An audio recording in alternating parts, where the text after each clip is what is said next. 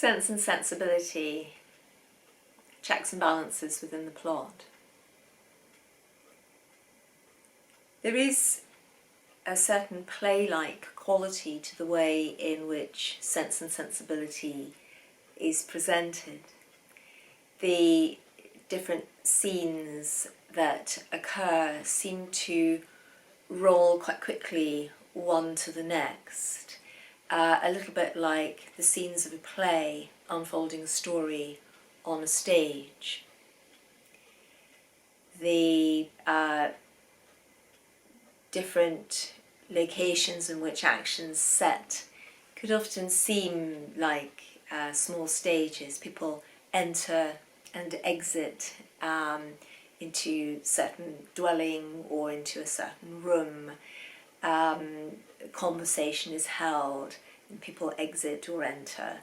So a classic example of this would be when Eleanor and Lucy Steele are talking together at Mrs. Jennings' house in London, and most unexpectedly and most awkwardly, Edward comes into the room.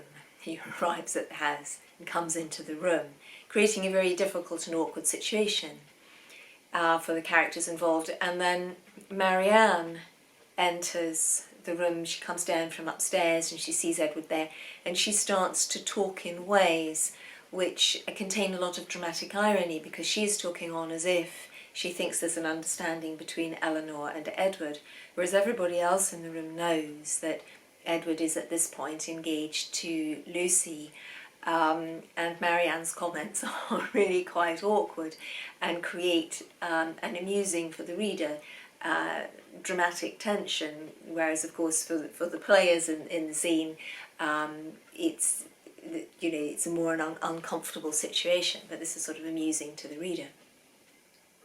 That's a very play-like scene. And I think other incidents though, such as when Marianne encounters Willoughby at the dance is another one which comes forward as quite a dramatic scene that one might have seen in a play. The repartee in the novel as well, which is of course typical of Jane Austen's novels, but again the way in which the repartee is quite staged in Sensibility carries forward that play and performance atmosphere. And as I say, one scene changes quite rapidly into the next. Really throughout the novel the chapters are quite short, the action is really quite quick and fast, one thing following on from another. Is a little bit different from the way in which Pride and Prejudice is constructed, where the plot is unfolded quite swiftly. The points, the key points and pillars on which the plot is based are relatively swiftly set in place by the novelist. But the swiftness here is about the way in which an overall setting, environment, society, milieu is generated, and then from there the story is very expertly and economically cut out. Of course there's lots of verbal description and clever humour, wit, irony, satire. Nevertheless, there is quite an economical style to the writing of Pride and Prejudice, and this is what in many respects carries the pace in that novel, whereas in Sense and Sensibility what is carrying the pace is the sense of action, the sense of change, of scene setting constantly changing.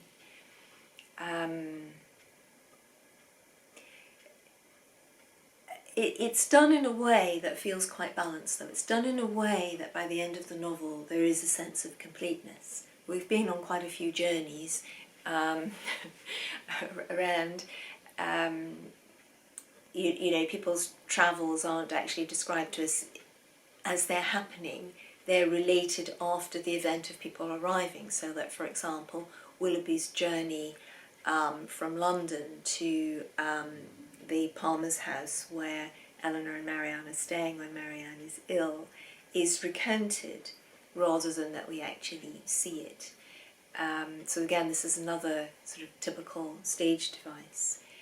Those transitional times are not so much depicted in this novel. It's the actual scene that happens.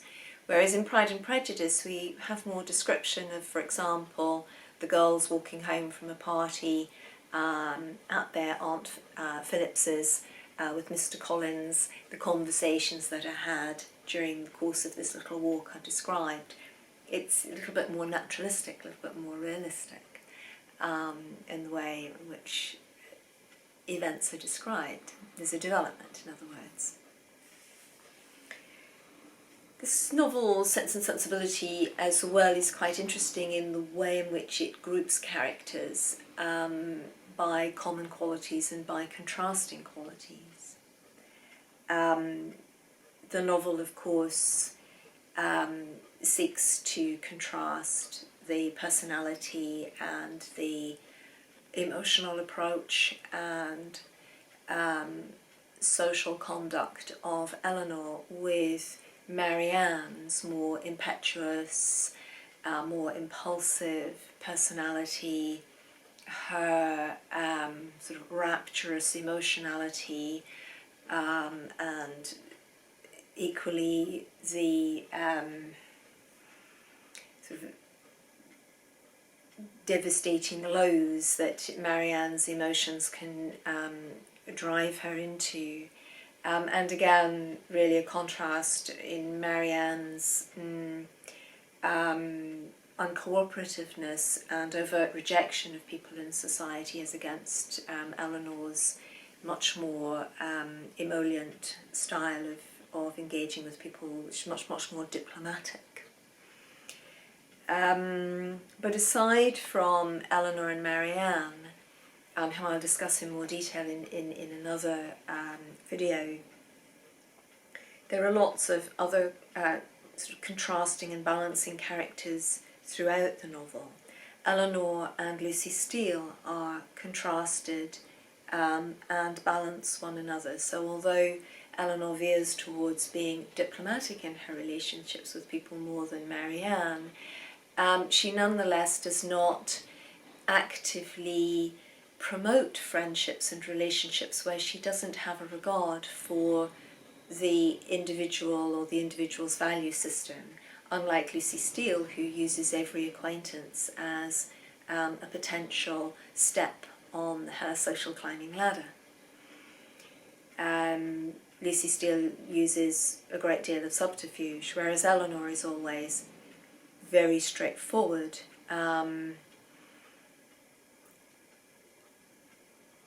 In her engagements with people, she doesn't embroider situations that she doesn't want to be well known. So it is absolutely true that she withholds her engagement, she withholds the information that she knows about Edward's engagement to Lucy so as not to cause her family pain and distress at a time when they are already experiencing pain and distress. She withholds from their mother the depth of Marianne's devastation in London, the extent of Marianne's illness when Marianne first becomes ill. She does all of these things with good motive. She thinks that it will be better. She doesn't wish to worry their mother. She thinks that a more lively environment will keep Marianne buoyed up more than going back to a closed environment where most of her memories with Willoughby are caught up. Again, when Marianne first falls ill, Eleanor thinks that she'll get better, she's young, she's strong, how serious can it really be? So she doesn't wish to disturb her mother and drag her across the country. This is, a mistake as it turns out. But Eleanor makes mistakes for the best of reasons, whereas Lucy Steele sets up deliberately deceptive situations. For example, she becomes really good friends with Fanny Dashwood whilst being engaged with Robert Ferrars, whom they all hope is going to marry the heiress Miss Morton. But Lucy thinks that she will presumably be able to offset any disappointment about Edward's engagement to her through the friendship that she's cultivated with Fanny, but the whole motivation of the friendship with Fanny is, of course, on a false pretext that Fanny knows nothing about.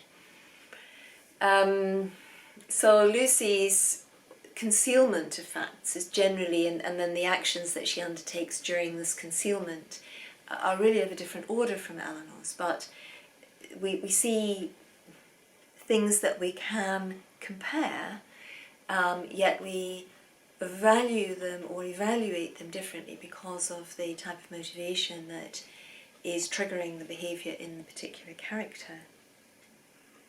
I think we're invited as well to make comparisons between Fanny Dashwood, Mrs. Ferrers, and Mrs. Jenkins. Mrs. Ferrers and Mrs. Jenkins, both women who are widowed, who are in possession of fortunes or in possession of quite a lot of disposable income at the very least.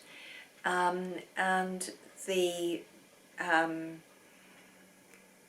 rather malign atmosphere and malign intent that Mrs. Ferrers brings to situations, as opposed to the generosity, the inclusiveness that Mrs. Jennings brings to social situations. Fanny Dashwood, I ally in that group, although she's not a widow, but she's so very hard and so very controlling of John Dashwood. It's almost as if he's a sort of sleeping partner in the marriage. Fanny definitely rules the roost, and whatever it is that she says or thinks, that's what carries the day. You know, she thinks really nothing of putting on a dramatic display of histrionics and being sick and ill and needing the doctor to come to visit because she doesn't like the situation that's in process at the moment.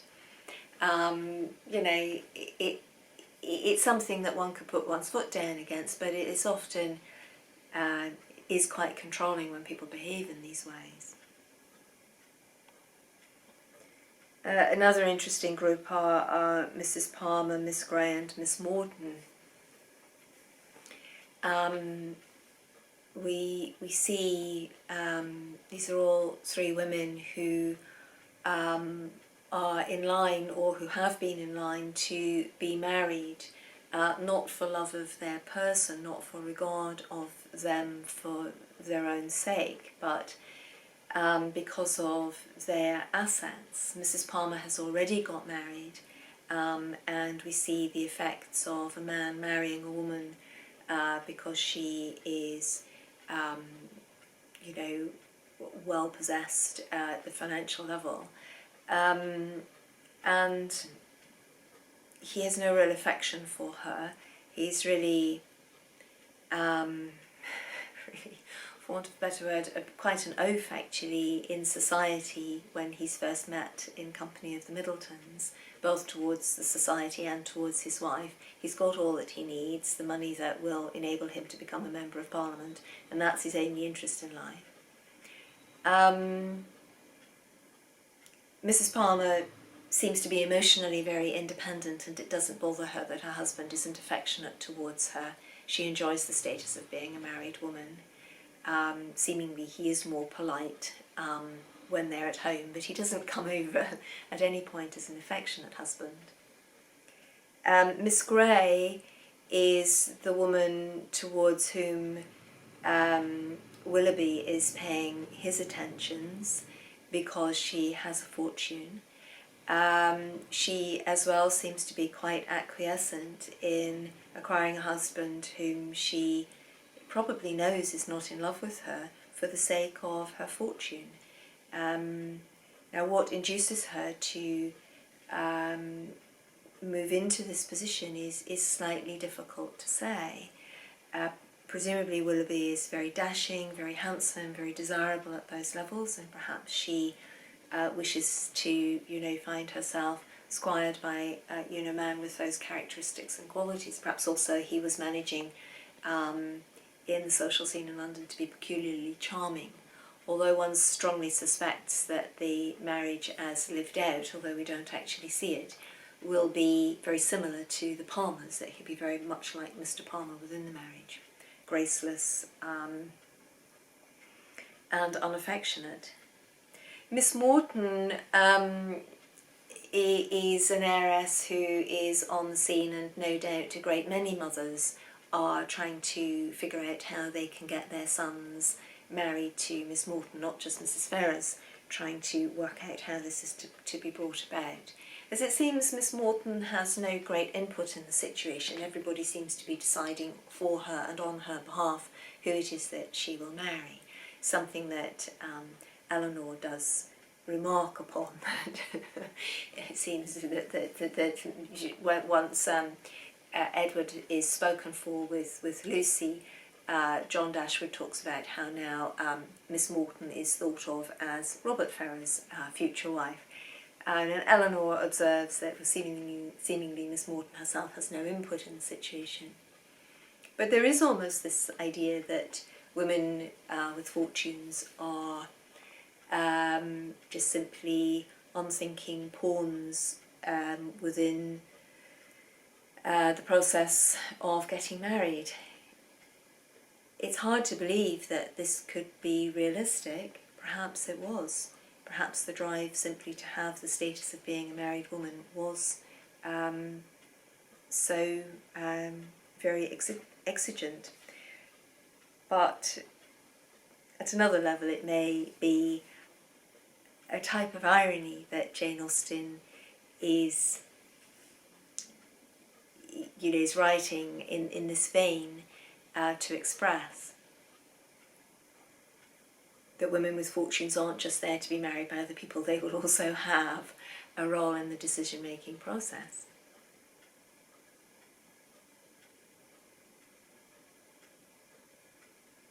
Three widows, of course, another alliance would be Mrs. Ferrers, Mrs. Jennings and Mrs. Dashwood, where Mrs. Dashwood, of course, is the widow who is left without funds and without status and with 3 daughters to get married in difficult circumstances. How is she to protect her daughters? How is she to stand up to unscrupulous men approaching her daughters who may wish to enjoy themselves with her daughters without actually committing? And this was the very real risk that she ran with Willoughby, in assuming that his intentions were good, which they were probably in reality, i.e. the reality within the novel. I would say his intentions were probably mixed, in fact. Mrs. Jennings is not in a similar situation. Her daughters are already married, and in any case she had plenty of finances to protect her and to ensure that her daughters did get married. They had a fortune, so men would marry them because that would be to their advantage, whereas there's no material advantage in marrying either Marianne or Eleanor. A man needed to be in love with them genuinely in order to marry them. So in many respects, the most desirable situation. Mrs. Ferrers has already been quite well discussed. Male characters also, that there's a lot of balances, compare and contrast that's possible. I mean, Willoughby and Edward Ferrers, both courting one sister or the other. Two very different personality types, two very different approaches to the situation that they're in, but both of them, in reality, with this previous engagement, which prevents them from actually fully expressing themselves with the young women that they're with at present. But the way in which the two of them approach the situation is entirely different. Willoughby is all over Marianne and, ingratiating himself with the family, getting to know everyone as if his intentions are absolutely to go forward, and yet he knows that they aren't. And Edward interacting with the family, but always holding back at a certain level, always remaining quite reserved in a way. So nobody can really read what his behaviour is. Everyone thinks they can read Willoughby's behaviour, everyone that is, except for Eleanor, who has her reservations. And everyone thinks that they can read Edward's behaviour and just assumes that he's shy, but actually there's something else going on.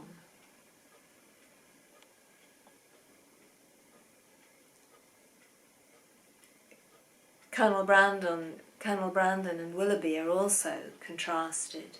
Willoughby, the young, dashing man who is always riding about on horseback, who dances all night and then gets up at the crack of dawn to go hunting, always with so much energy and so much charm, interested in all the latest music and all the latest poetry. You know, Colonel Brandon, the more sort of slow, more staid individual in the background who enjoys a flannel waistcoat. And yet, in reality, Colonel Brandon is the one who is so much more adventurous and so much more passionate, and so much more heroic in his behaviour. He's the one who was so in love with Eliza, and then the first Eliza, and then takes himself off to the other side of the world as a soldier in order to try and get over his heartbreak. Coming back to England, he seeks out Eliza. He's quite heroic. He's not judgmental. He takes care of her. He takes on the charge of her daughter. He withstands the ignominy of people assuming that it's his love child. When the young Eliza sort of makes, her own dreadful error for the society of the period, again, without judgment, he takes care of her and rescues her from the situation that she's got into. He's the one who dashes off in the middle of the night to bring Mrs. Dashwood to Marianne, who is, at that point in great danger with her illness. At all times when action is required, Colonel Brandon steps in and takes decisive action, as opposed to action which is just for the sake of moving about and being excitable. His action is always for a specific purpose. But he is quite an active man, despite being in his 30s. And of course, in the end, he's the one who wins Marianne. People often express disappointment that Marianne ends up with the boring Colonel Brandon. But actually, Colonel Brandon is the man whom she imagines Willoughby to be, in terms of being so active. That's what she found very attractive in Willoughby, the fact that he danced all night and then got up in the morning to go hunting. He's a man of action. Well, so is Colonel Brandon. But he's a man of action and purpose at the same time, which is significant. Much more sustaining. Of course, Marianne herself is as well paired to some extent with the young Eliza. She escapes Willoughby's very dubious value system, Willoughby's selfish, absolute selfishness, as he has expressed himself with Eliza over.